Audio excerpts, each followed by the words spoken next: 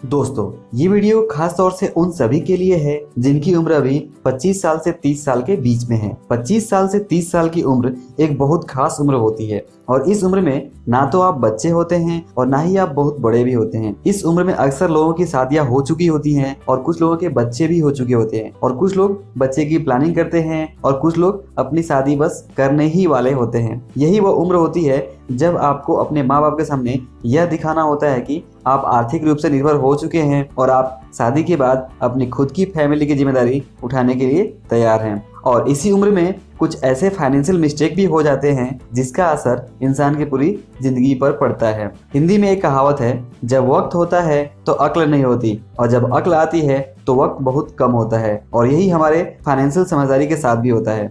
हम में से ज़्यादातर लोगों में अक्सर करियर की शुरुआत के समय फाइनेंशियल समझ की कमी होती है और जिसके कारण हम कई फाइनेंशियल डिसीजन गलत ले लेते हैं, जिसका अफसोस हमें उम्र बीतने के बाद होता रहता है। तो मैं आपको आज इस वीडियो में ऐसी 10 बातें बताने जा रहा हूं जो आपके फाइनेंशियल समझ को बहुत बढ़ा सकती हैं और आपको फाइनेंशियली मिस्टेक करने से बचा सकती हैं। और इस वीडियो के मैसेज को सही तरह से समझने से आपका बहुत सारा समय और पैसा दोनों बच सकता है और आप आर्थिक रूप से काफी सक्सेसफुल भी हो सकते हैं। तो चलिए जानते हैं वो 10 फाइनेंशियल समझदारी की बातें जो आपको जरूर जानना चाहिए। सबसे पहले समझदारी की बात है पर्सनल फाइनेंस के ऊपर कंट्रोल और पैसे बचत करने का सही तरीका। दोस्तों, पर्सनल फाइनेंस का मतलब है अपने पैसे को सही तरह से मैनेज करना ताकि आप किसी तरह के फाइनेंशियल प्रॉब्लम में ना फंसे। और साथ ही अगर पैसे के बचत के बेस्ट तरीके की बात की जाए तो पैसे की बचत का सबसे बेहतर तरीका है income minus saving equal to expenses, यानी आमदनी के 10% हिस्सा जो आप बचत करना चाहते हैं उसे आपको सबसे पहले अलग रखना होगा और बाकी बचा हुआ पैसा आपको अपने उपयोग में लाना चाहिए। दोस्तों, इस टॉपिक के ऊपर मैंने पहले ही डिटेल में एक वीडियो बनाया हुआ है। आप इस वीडियो के नीचे डिस्क्रिप्शन में और इस वीडियो में राइट साइड में ऊपर आई बटन पर क्लिक करके भी उस वीडियो को देख सकते हैं। फाइनेंशियल समझदारी की दूसरी बात है अपने बचत के पैसों का सुरक्षित निवेश। आप जो पैसा बचत करना शुरू करते हैं उन पैसों की सुरक्षा आपकी पहली जिम्मेदारी होती है ताकि वह पैसा कम ना हो और साथ ही उन पैसों का उपयोग किसी सुरक्षित निवेश में किया जा सके। जैसा कि वॉरेन बफे ने कहा है, सुरक्षित निवेश के 2 नियम हैं। First, never lose your money. Second, always remember rule number 1। और इसलिए आपको अपने बचत के पैसे का सुरक्षित निवेश करना आपकी दूसरी सबसे बड़ी फाइनेंशियल समझदारी है। और इसके बाद तीसरी फाइनेंशियल समझदारी है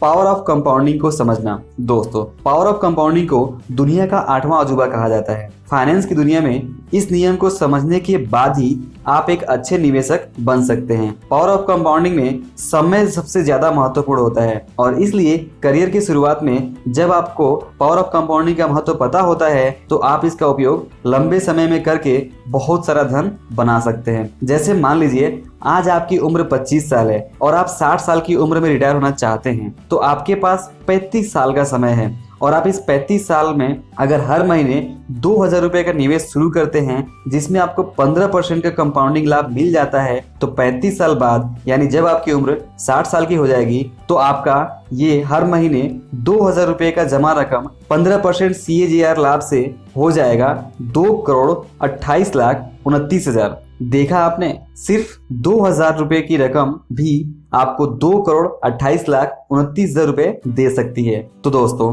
कंपाउंडिंग का लाभ उठाने के लिए आपको लंबे समय के लिए निवेश करना होता है, जैसा हमने इस एग्जाम्पल में देखा। पावर ऑफ कंपाउंडिंग के ऊपर मैंने पहले ही डिटेल में एक वीडियो बनाया हुआ है। आप उस वीडियो को नीचे दिए गए डिस्क्रिप्शन और इस वीडियो में राइट साइड ऊपर आई बटन पर क्लिक करके भी देख सकते हैं। और अब चौथी फाइनेंशियल समझदारी है अलग अलग इनकम टाइप को समझना। दोस्तों, हमें स्कूल में और बचपन से एक ही चीज सिखाया जाता है, पैसे कमाने के लिए काम करना पड़ता है, मेहनत करना पड़ता है। जबकि दुनिया में 3 तरह के इनकम होते हैं। एक्टिव इनकम, जिसके लिए आपको एक्टिव रूप से काम करना पड़ता है जैसे नौकरी या सिंगल हैंडल व्यापार। और दूसरा इनकम होता है पैसिव इनकम। इस इनकम के लिए आपको काम नहीं करना पड़ता है बल्कि आपने जो सिस्टम बनाया होता है वह सिस्टम काम करता है और आपको बैठे बिठाए पैसे देता है। जैसे किराए से मिलने वाला इनकम, किताब लिखने से मिलने वाली रॉयल्टी, एफिलिएट मार्केटिंग और इंटरनेट वेबसाइट ब्लॉग से होने वाला इनकम और ऐसे बिजनेस से होने वाला इनकम जहां आपका होना जरूरी ना हो, उसे पैसिव इनकम कहा जाता है।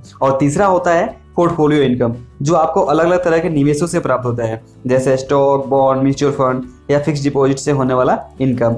इनकम कितने तरह के होते हैं और अमीर बनने के लिए आपको कौन सा इनकम चाहिए, इसके बारे में मैंने पहले ही एक डिटेल में वीडियो बनाया हुआ है। आप उस वीडियो को नीचे डिस्क्रिप्शन में और इस वीडियो में राइट साइड ऊपर आई बटन पर क्लिक करके देख सकते हैं। और अब पांचवा फाइनेंशियल समझदारी है बजट बनाना। दोस्तों, बजट बनाने का मतलब ये होता है कि आप अपनी जरूरत पर सही ढंग से पैसे खर्च करके फिजूल खर्ची से बचें, ताकि आप हर महीने के अंत में आने वाली पैसे की परेशानियों से बच सकें। बजट क्या होता है और इसे कैसे बनाएं, इसके बारे में भी मैंने पहले ही एक वीडियो बनाया हुआ है। आप उस वीडियो को नीचे डिस्क्रिप्शन से या इस वीडियो के ऊपर राइट साइड में आई बटन पर क्लिक करके देख सकते हैं। और इसके बाद फाइनेंशियल समझदारी की छठवीं बात है इमरजेंसी फंड बनाना। इमरजेंसी फंड की व्यवस्था इसलिए की जाती है ताकि हम किसी भी तरह के इमरजेंसी को अच्छे से हैंडल कर सकें और कर्ज या उधार मांगने से बच सकें। इमरजेंसी फंड क्या होता है और इसे कैसे बनाएं, इसके बारे में भी ऑलरेडी मैंने एक वीडियो बनाया हुआ है, आप उसे चेक कर सकते हैं। और इसके बाद फाइनेंशियल समझदारी की सातवीं बात है इंश्योरेंस पॉलिसी।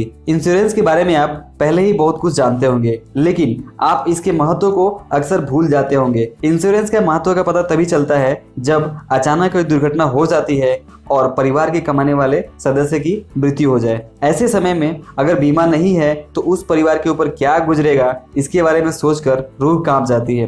दोस्तों, ध्यान दीजिए, बीमा कोई निवेश नहीं होता और इसलिए आपको किसी भी तरह के जान माल के नुकसान से बचने के लिए बीमा जरूर करना चाहिए। और बीमा का सबसे शुद्ध रूप है टर्म प्लान। और इसलिए जब भी आप कोई जीवन बीमा लें तो ये सुनिश्चित कर लें कि आपने टर्म प्लान ही लिया हुआ है। इसके अलावा पूरे परिवार के लिए हेल्थ बीमा पॉलिसी लेना भी बहुत जरूरी होता है, क्योंकि आजकल हॉस्पिटल के खर्च बहुत ही ज्यादा हो चुके हैं और ऐसे में हेल्थ की कोई समस्या आपके परिवार का पूरा बजट बिगाड़ सकती है। इसलिए टर्म प्लान बीमा के साथ साथ हेल्थ प्लान भी जरूर लें। बीमा के बारे में एक और खास बात जो आपको ध्यान में रखना चाहिए, बीमा जितनी कम उम्र में लिया जाता है, इसकी फीस यानी प्रीमियम उतना ही कम होता है। और इसलिए करियर की शुरुआत में ही बीमा की सुरक्षा ले लेना आपके लिए बहुत ही ज्यादा फायदेमंद साबित हो सकता है। याद रखिए, बीमा की जब जरूरत होती है तब इसे नहीं लिया जा सकता, इसलिए आपको समय रहते हुए बीमा ले लेनी चाहिए। इसके बाद फाइनेंशियल समझदारी की आठवीं बात है